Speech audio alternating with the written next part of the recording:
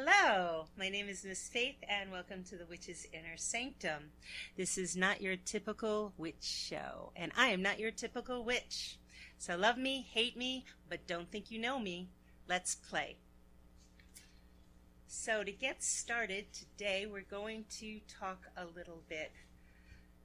Let's start with 5,000 years ago, back in Eastern Europe.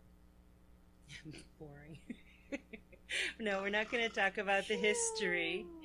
And if you didn't fall asleep in history class, I certainly did. Even though that's what I do. I teach history. I teach about the ancient witch and about ancient magic. But it's a lot more fun and exciting when I do it. So one of the first things that we're going to talk about and get out of the way, because everybody always asks about this, is white witchcraft. Are you a white witch?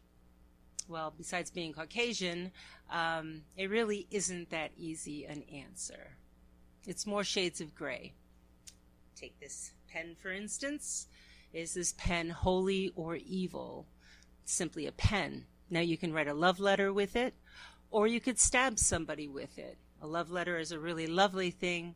Stabbing somebody, not so nice. It doesn't make the pen holy or evil. It's the practitioner and what they choose to do with it. It's simply a tool, and that is witchcraft. That's magic. It's neither white nor black. It's shades of gray. If you can wrap your brain around that, then we can continue. And before I do, I would like to introduce you to my Witch's Inner Sanctum squad. Ms. Laurel, Lady Hawk. Hello. And she is my right hand, helping me with so many different things, and has been with me for over 14 years. And you can't see her as she is off screen, but Miss Amaris, who is our production manager and director in all things technical and witchy. So thank you, Miss Amaris. And the next thing we're going to talk about, got my notes here, this is our first YouTube show, so we're kind of getting our feet wet. Ducks in a row. Yes. Witch Shop Wackiness. I do own a witch shop, and it's somewhere in the world. And we've been around for about 17 years, and over the years, we've had some witch shop wackiness, we're going to call this segment of our show. And we're going to have a lot of fun segments to this show. But the one thing that comes to mind is when I first opened many, many years ago, a gentleman walked in, and he walked in with, no lie, a traffic cone on his head. A real traffic cone, not the kind, just like this, not the kind that little kids play with. And this is heavy. Feel this. No, this is a real. It's not dirty. It's a clean one that we got for the show. But that's a real one you get at like the home improvement stores, and it's heavy. And he had it like on his head, perched, and he had this big brown. I don't know if it was a cloak or something. It was just. I wonder how I'd respond today. At the time, I just basically didn't say anything except, "Could I help you?" And that kind of started my introduction to the world of owning a witch shop. So we've had a lot of interesting things. I did get a call. The phone calls are the most fun. We had a phone call one time where they leave the message, because a lot of times when I answer the phone, it's normal questions. How late are you open till? Do you sell this or that? But it's the messages that are a lot of fun. Like I got a message one time, and it was someone wanting to know how much it cost to have an appointment with the wizard. I'm not a wizard. We don't have a wizard here. But how can I get in to see the wizard? Of course I'm thinking of the Wizard of Oz. But Follow the yellow brick road. And they never leave a return number. So. No.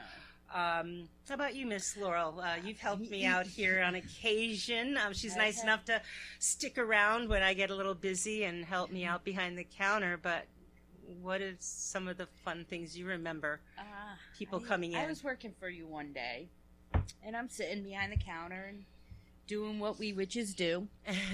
And this woman came in, young woman, fine, okay. And she's holding a resin statue of maybe a West African goddess, deity. And it was broken. And the woman all of a sudden is sitting there saying, the deity is embalmed in the statue and needs to come out and find her coven. I was like, huh? And it was resin? It was resin. It was a resin. So it wasn't like an ancient statue? No, it was a resin statue. I looked it up online. You can get them off of Amazon, the same one. All right. That's cool. I was like, I don't know how to help you. I'm sorry. And then she just, called me not a witch and went running out and started speaking in tongues, foreign tongue. And okay, wow. Okay. All right. Well, so that was interesting. We do have a lot of interesting individuals that come in. So we'll be talking to you about more Witch Shop Wackiness in the future because we have enough to fill a book. But yeah, the next thing I'll talk about is some of the common questions we are asked. One of the most common questions, especially by young neophytes, and that's an important word you want to write down. Neophyte, N as in Nancy, EOPHY. T as in Tom, E, neophyte.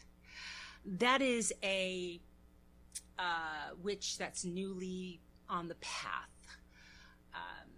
When you're 35 years old and you come in and call yourself a baby witch, just don't get upset with me if I start laughing because it's just a silly image. You're not a baby witch. You're not a baby. You're new to the path. Baby witch. I get that a lot. I'm a baby witch.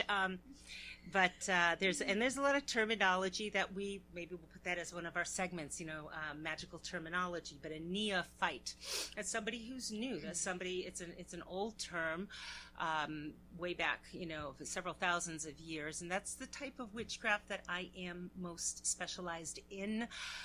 Don't ask me if I've read the latest book on Wicca or magic out there. I haven't. I don't waste my time reading modern books. I read things that are several thousands of years old, and that's the kind of magic that I like to practice.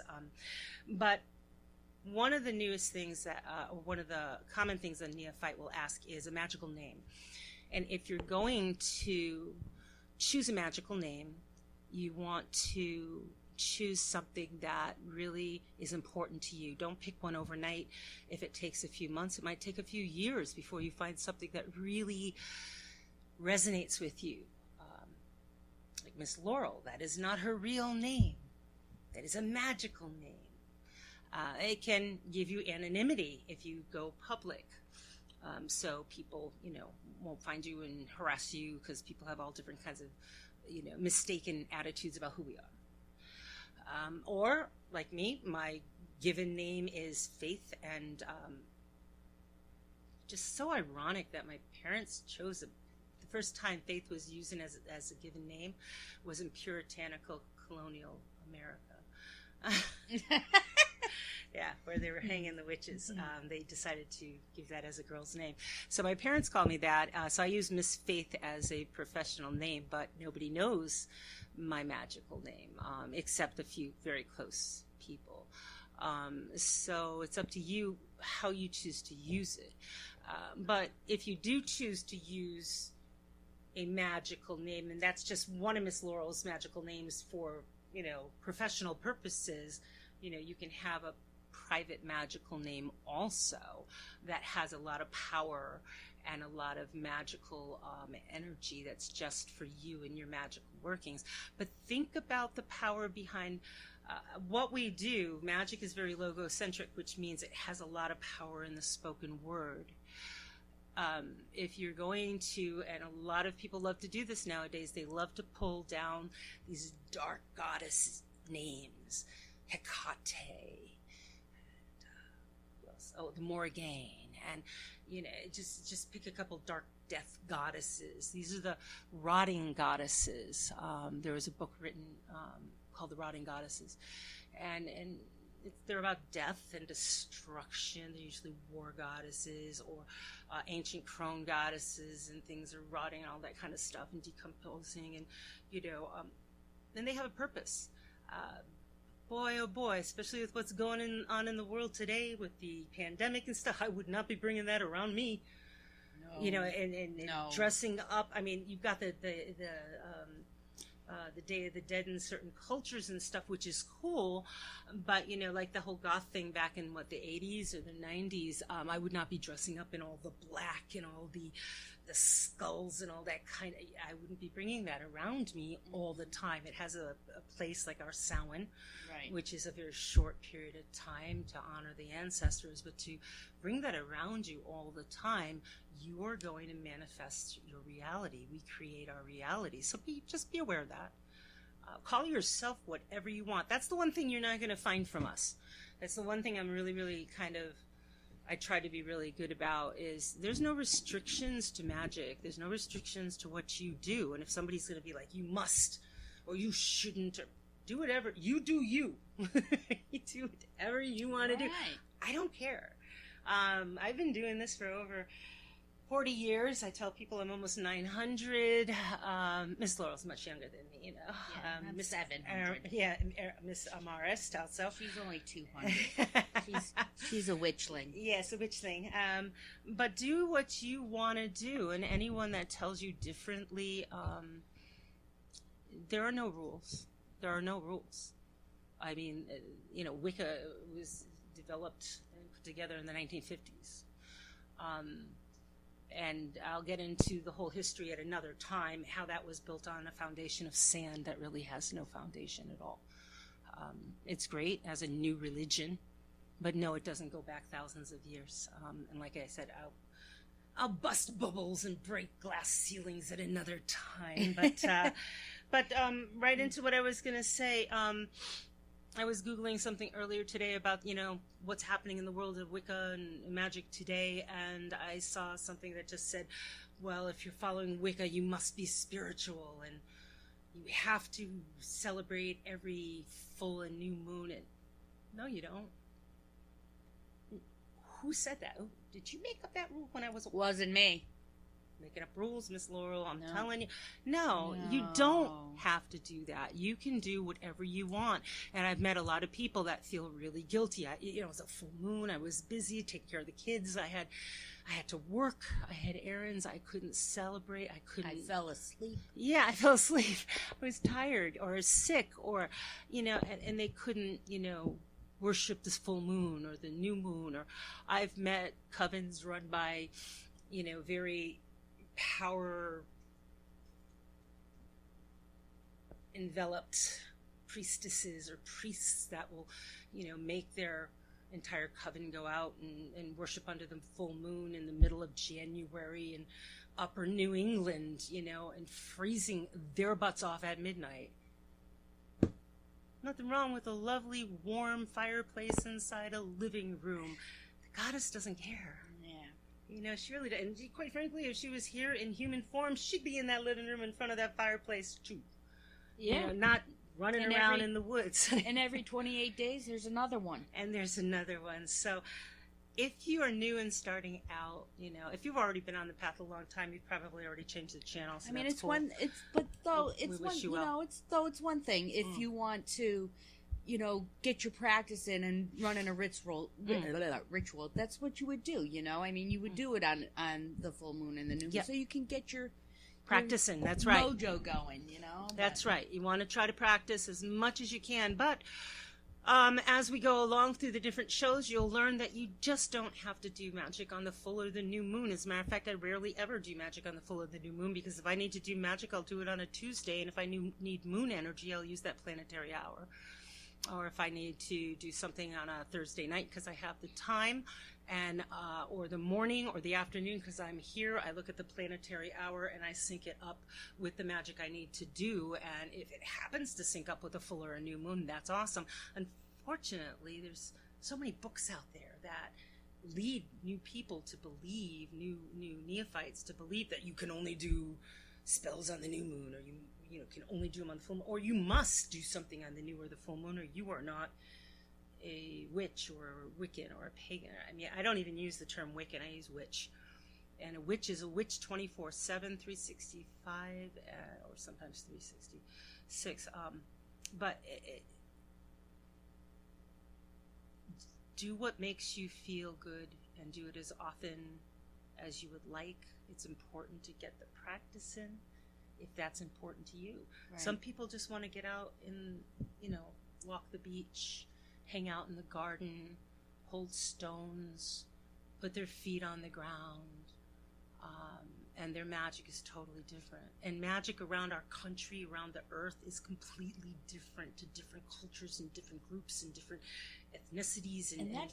And it's so great. That's a whole nother thing that we'll have to talk about because there are so many religions out there. And I don't care who you are. Each religion will practice a magical thing. Oh, absolutely. They're all based in magic. Which is very interesting and exciting. But even the magical groups away from the religion, like I've got so many different friends on social media, like, down in Texarkana and, down in some of the southern states or in California, different places that just do different types. Seattle, Washington, a really lovely man. I know, just different types of magic that's just so different from what we're used to here in our area. And it's so nice to experience that. I've seen so many comments, though, of other people. It's like, well, that's not the way we do it. I've even been told that from people that have worked with me and then have left and learned from other instructors and have come back, well, you taught me all wrong because so-and-so does it differently. And it's like, okay. All right. So. It still works for me. So, whatever, it is what it is. So,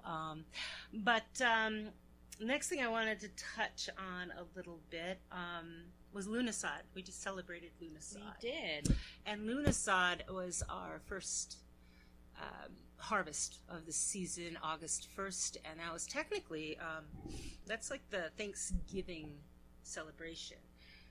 And the beginning of the harvest, the beginning of August is traditionally when it was held. And the American Thanksgiving at the end of November, called the first Thanksgiving, is a little bit of a weird name for it. It might have been the first Thanksgiving for, colonial America. Yeah. Well, no, for that was our cat Mickey. He said the producer, so he's getting involved here. It was the first Thanksgiving that the white settlers that came over here had. The Native Americans were having harvest celebrations all the time. So it was the first one they had, and they had it late.